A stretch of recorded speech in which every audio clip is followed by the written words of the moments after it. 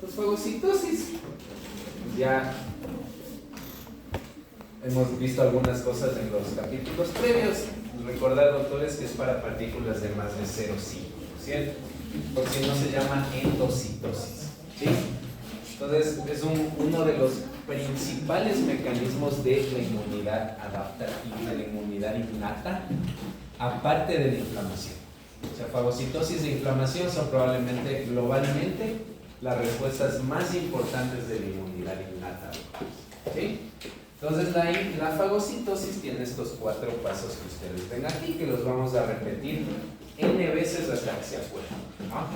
Entonces, primero detección de la partícula que se va a ingerir, luego internalización de la vesícula, de la partícula que se llama un fagosoma, ¿no es cierto? Esa vesícula que se forma, parte de la membrana celular, se llama fagosoma.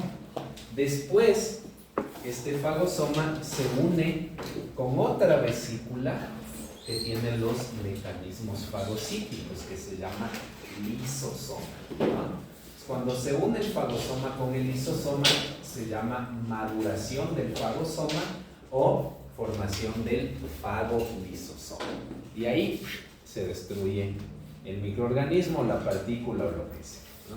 Son esos 4 pasos importantes de recordar para la fagocitosis, ¿sí? Entonces, el primer paso es que se detecte el microorganismo, la partícula, ¿no es cierto? Entonces, para detectar al microorganismo, la partícula, hay 2 posibilidades: que se detecte directamente o que se detecte mediante las opsoninas, ¿no? ¿Cómo se puede detectar directamente? Por los PAMs, ¿cierto? Entonces, la célula, el fagocito, tiene receptores del sistema inmune innato para PAMs y para DAMs, como ustedes conocen. Puede reconocer directamente estructura del microorganismo, estructura de la bacteria y hacer la fagocitosis. Entonces, los receptores de PAMs del sistema inmune innato se llaman receptores no opsónicos, ¿sí? Porque directo pueden reconocer sin necesidad de opsonización. Entonces, todos los receptores del sistema inmune innato son no opsónicos y toditos tienen el proceso de reconocer directamente al microorganismo. Entonces ahí tenemos los TOL, los NOD, los receptores tipo lectina, los scavengers, todos los que vimos en la segunda clase del semestre, ¿sí? Y la segunda posibilidad es que el microorganismo, la partícula, esté recubierto de una molécula que le hace ser reconocida por el fagocito, ¿sí? Eso se llama opsonización. Entonces, las 2 opsoninas más importantes, ¿cuáles son? Ayúdame. Los anticuerpos Y los de complemento. y las subunidades B del complemento. Esas 2 son las opsoninas más importantes. Entonces, los receptores opsónicos son los receptores para inmunoglobulinas y los receptores para las subunidades B del complemento, ¿sí?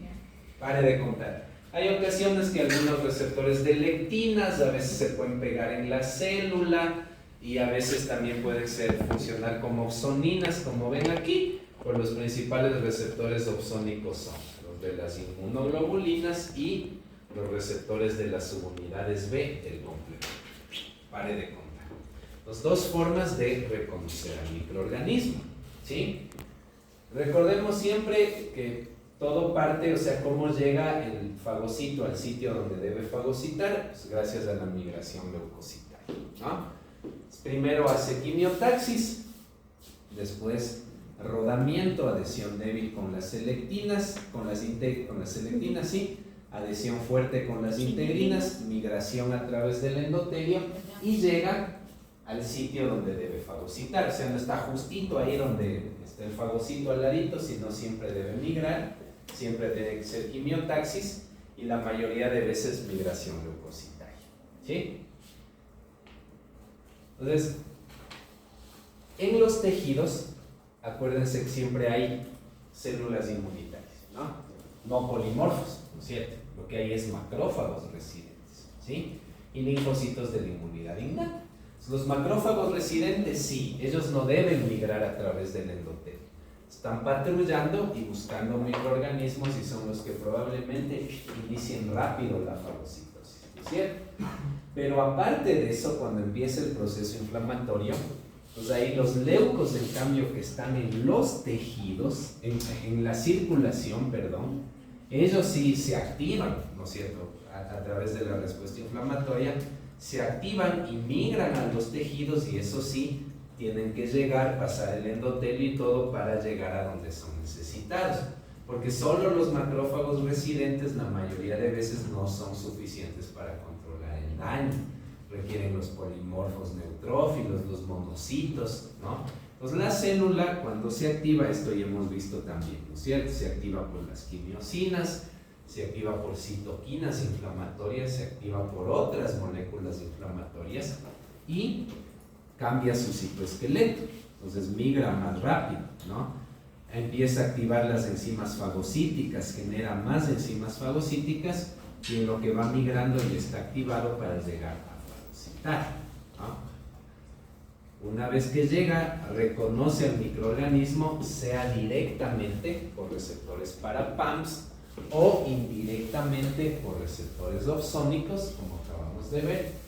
Ingiere el microorganismo, se degranula, los lisosomas se activan, se fusionan con el fagosoma y se destruye el microorganismo, ¿no? Si es neutrófilo, pues ahí marcha, hace apoptosis, ¿no es cierto? Hace netosis, después sigue funcionando y toda la cosa. Si es macrófago, no se muere. ¿Qué hace después de fagocitar?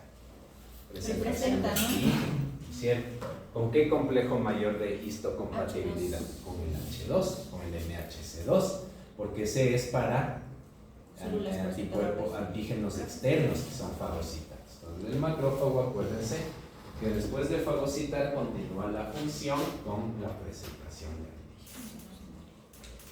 Entonces, doctores, vamos a ver aquí rápidamente los principales mecanismos bactericidas, ¿no?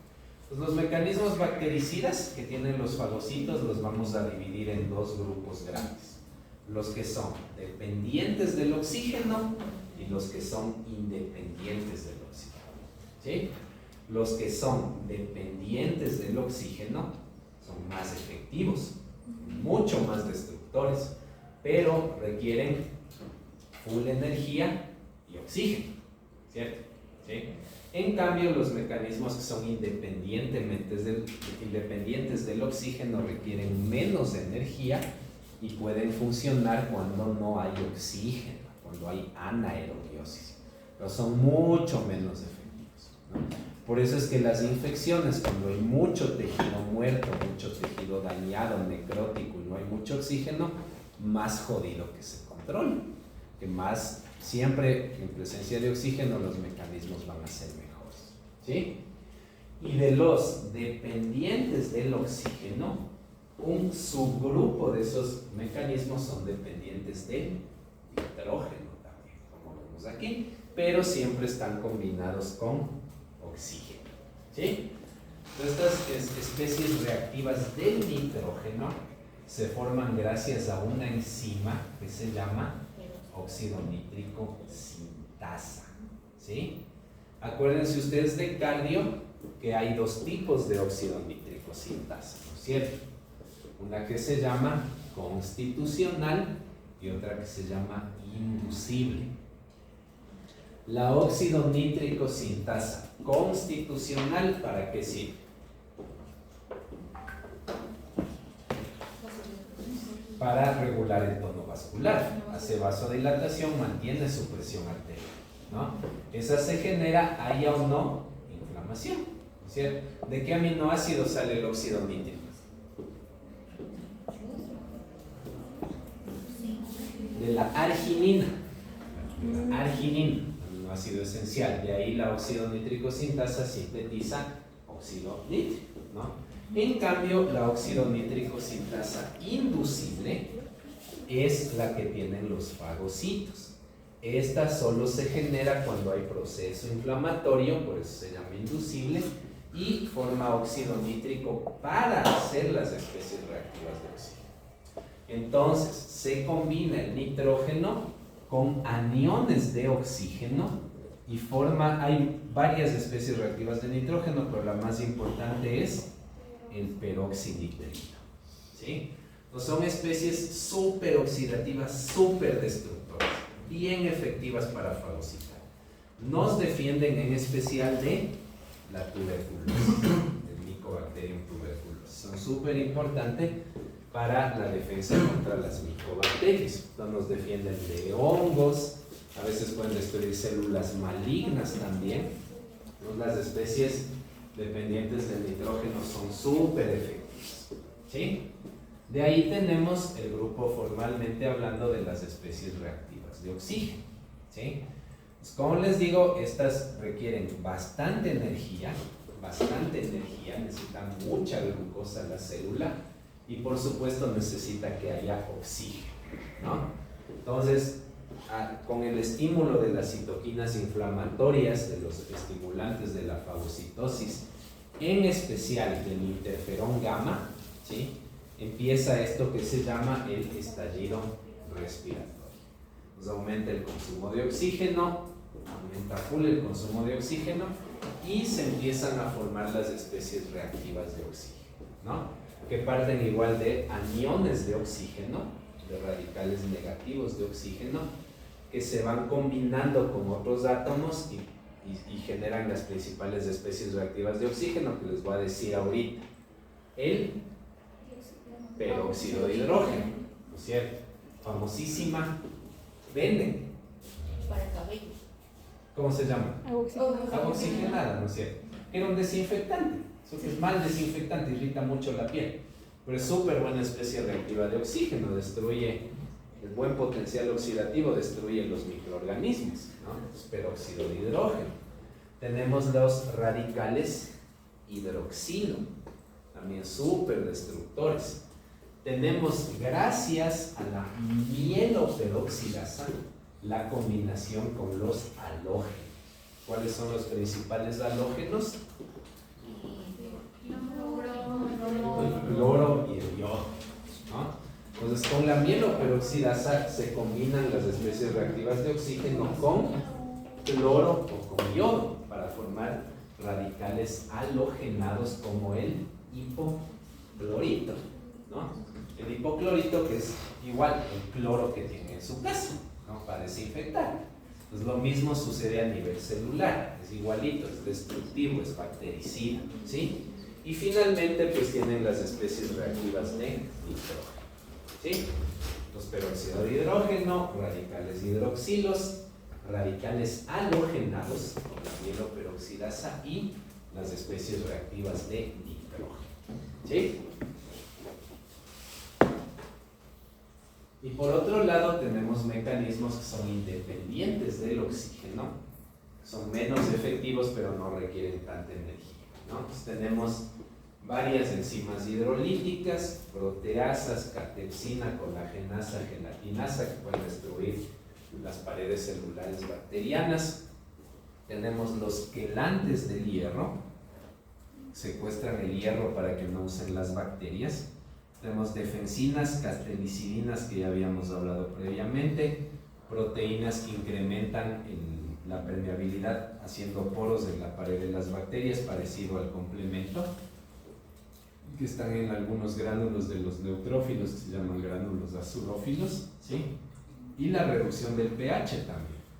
Cuando hay anaerobiosis, pues baja el pH, y el pH ácido también es un medio un poquito hostil para las bacterias. Pues todos estos son mecanismos, en cambio, independientes del oxígeno, ¿sí?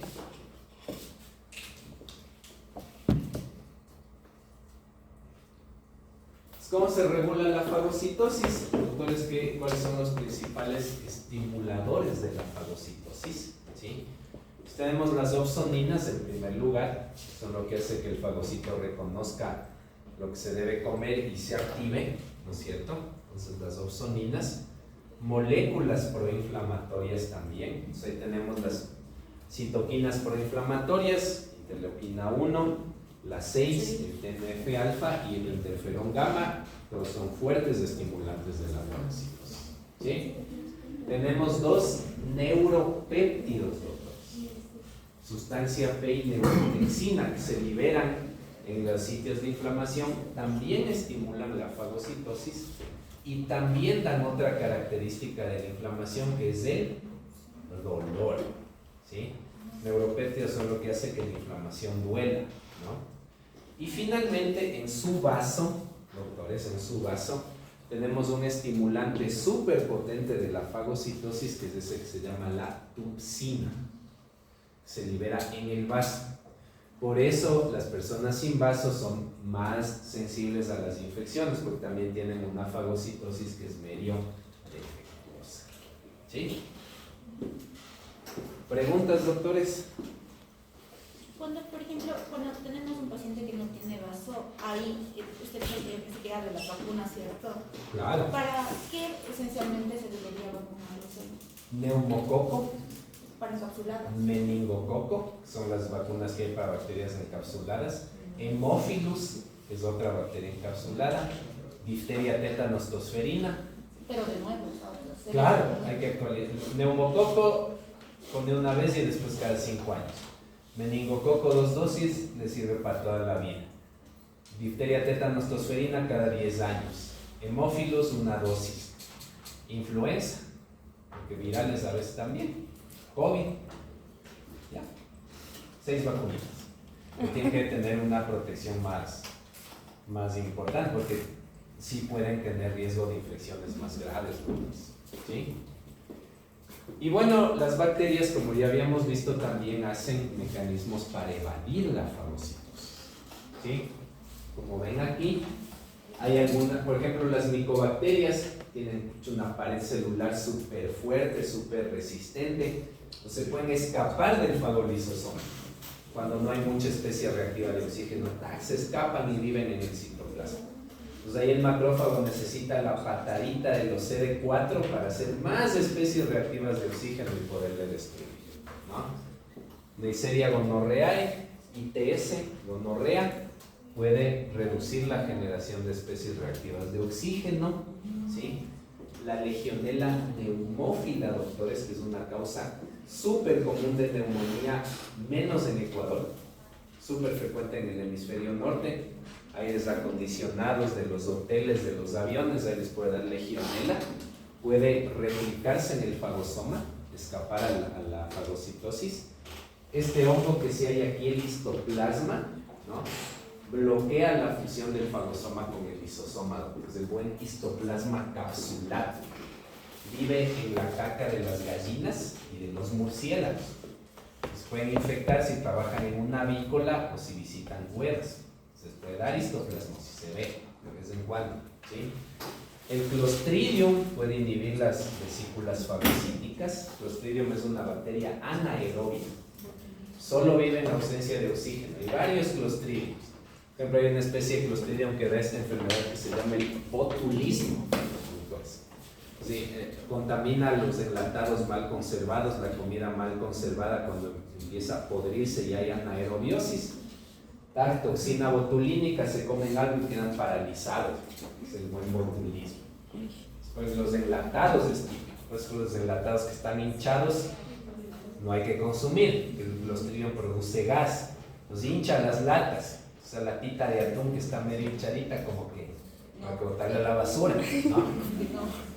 Y este hongo, que es el criptococo, que puede escapar después de fagocitar, puede estimular a la célula que le vuelva a botar sin terminar la fagocitosis, del buen criptococo.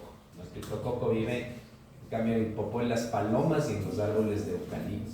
Puede dar meningitis a veces en algunos pacientes, ¿sí? Los múltiples mecanismos de evasión de la fagocitosis. ¿Preguntas? Perfecto, doctores. Con eso hemos terminado.